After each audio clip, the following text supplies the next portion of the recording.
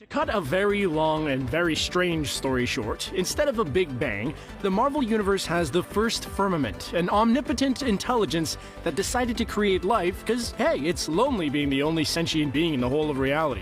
Unfortunately, as life tends to do, the creatures the firmament created broke into factions, loyalists and rebels. These rebels proceeded to create life of their own, specifically godlike cosmic beings called the Celestials.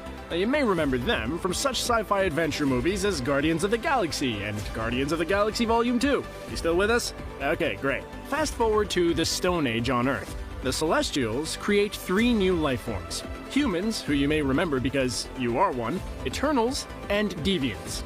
These latter 2 creatures were beings of immense power, with the curious quirk that the Eternals were very beautiful and tended towards the moral side of things, and the Deviants were mostly hideous and tended to be antagonists. Well, agree to disagree. Maybe they're just self-conscious and misunderstood. Anyway, the Eternals and the Deviants have been living secretly on Earth for the better part of 10,000 years, and in the new movie, we assume that their presence will finally be revealed with hilariously wacky consequences.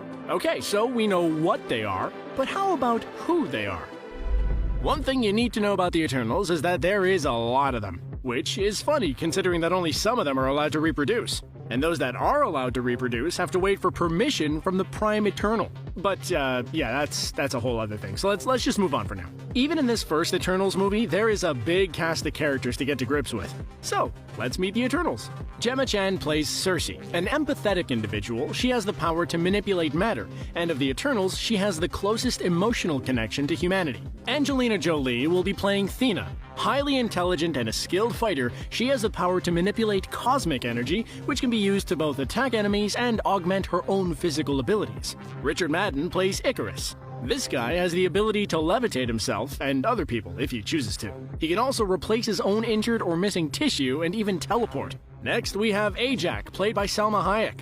A powerful healer, Ajak also has the rare ability to communicate directly with the mysterious Celestials.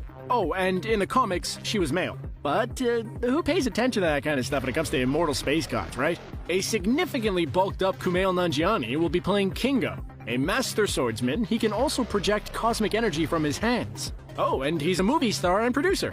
Why not? These guys need a day job. We also have Brian Tyree Henry as Phastos, an inventor who has secretly nudged human technology forward over the centuries. Lauren Ridloff as Makari, whose cosmic levels of super speed allows her to travel between planets. And Barry Kogan as Druig, who can control the minds of others and really doesn't like humanity very much. And last but not least, we have Sprite and Gilgamesh. Sprite looks like a young child, but her ability to project illusions might give you a clue that looks can be deceiving. And finally, Gilgamesh, the big guy.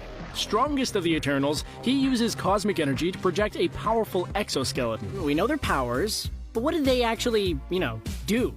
Some strange stuff, it turns out. For instance, did you know that Thanos is technically a deviant? That's right, in the comics at least, the Titans were actually Eternals, but when Thanos was born, they discovered that he carried the deviant gene, making him an outcast. He even had a brother, Eros, also known as the sex-crazy anti-hero Star Fox. Over the years, the Eternals have also heavily influenced religion and mythology on planet Earth. For example, one Eternal known as the Forgotten One is said to be the inspiration for mythical heroes like Beowulf and Samson. These immortals have also frequently encountered real gods, such as the Olympians, even offering to be their physical representations on Earth from time to time. Whether any of these bizarre details will end up in the movie or its sequels remains to be seen. But we can't wait to find out.